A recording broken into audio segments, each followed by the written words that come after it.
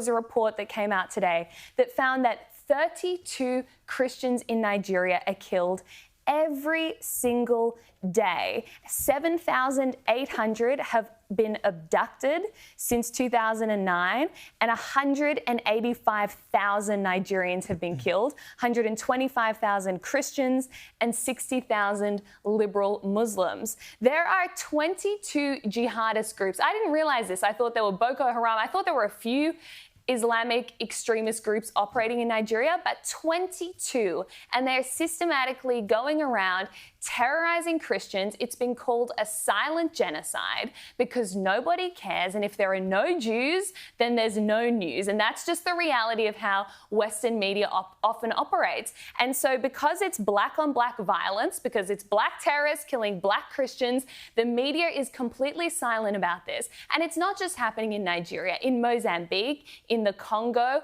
in Tanzania, lots of countries in Africa, you have radical jihadist groups that are killing and persecuting Christians. So Albanese, if you really cared about innocent human life, you would be taking a strong stance against radical Islamic jihadism, and that is the common thread that links Hamas, that links the groups terrorizing the Christians. People think, oh, well, you know, this is just Hamas, it's only going to affect Israel. No, radical Islam will affect all of us. It already is. So it's time we actually stand up for Christians around the world as well. Well, the problem with what's happening in Africa, I think, Freya, is that the perpetrators are followers of Islam and the victims are Christians. And that upsets the whole leftist narrative of the oppressed and the oppressor, because according to that narrative, Christians are the oppressors and Muslims typically are the oppressed. But of course, in Africa, those roles are reversed.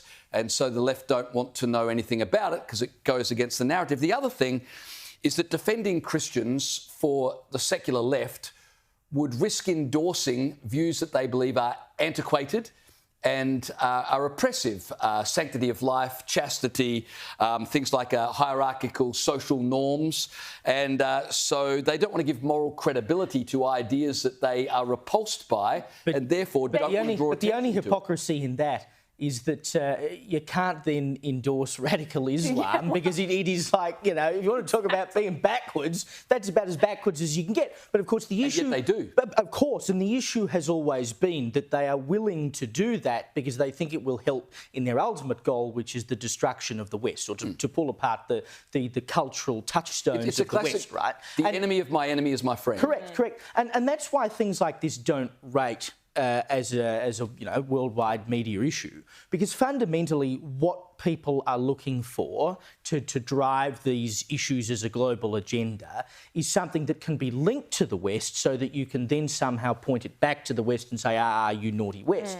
So when you've got black people killing each other in Africa, it doesn't really serve their ends. I mean, you know, they're not actually concerned about the slaughter. And I'm not saying all people who've raised an issue about Palestine are not concerned about slaughter of innocent life, but I'm saying a lot of people who use these conflicts and these issues do so to push an anti-Western barrow. And so they're not interested in what's going on in Africa. I mean, even arguably, you want to talk about wars that we have an interest in, the West has an interest in, Russia and Ukraine. I mean, the resources and money that the Western world has spent on the defence of Ukraine. And does anyone talk anymore about the fact that 1 million odd people have been slaughtered in that war? I mean, you know, it's just certain conflicts and certain issues seem to come to the fore sometimes, and we just forget about the rest of it. People are being killed, genocided every day across the world, and it never rates.